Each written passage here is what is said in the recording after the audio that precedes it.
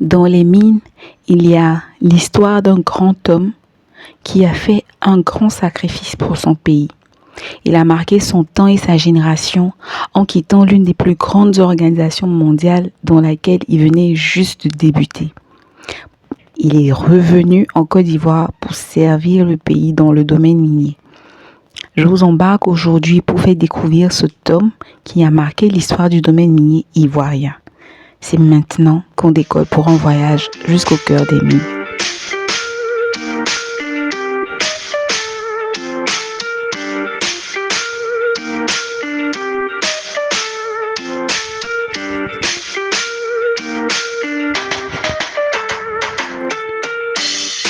Né en 1947 en Côte d'Ivoire, notre grand homme se nomme Yed Esaïe Angora.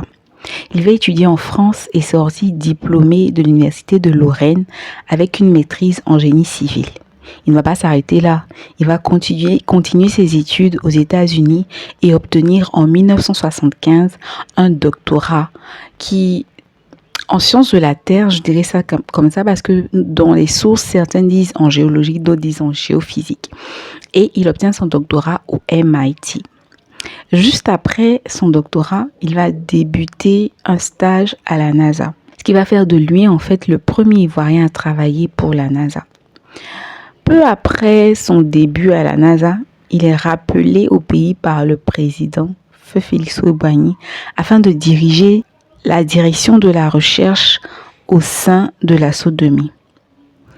Il quitte donc les États-Unis, il vient s'installer en Côte d'Ivoire et débute ses activités à la SODEMI. Il va occuper ce poste avec excellence et brio de 1975 à 1985. On va retenir de cette phase qu'il va concevoir et lancer les 2 premières phases d'un vaste programme de cartographie géologique moderne nationale avec la BRGM, qui est française. Ce projet va aider à produire des cartes géologiques et des notices explicatives sur environ 70% du territoire national. Le 10 juillet 1986, Yed Esaïe Angora est nommé ministre des Mines et de l'Énergie, des Postes et Télécommunications. Il a 39 ans, ce qui fait de lui le plus jeune membre du 14e gouvernement. Voilà donc l'histoire de notre génie ivoirien qui a quitté la NASA pour venir devenir ministre des Mines en Côte d'Ivoire.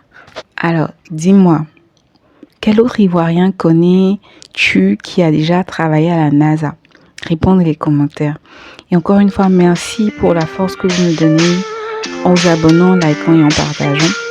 Et je vous dis à demain pour un autre voyage au cœur des mines. D'ici là, happy day, happy mining.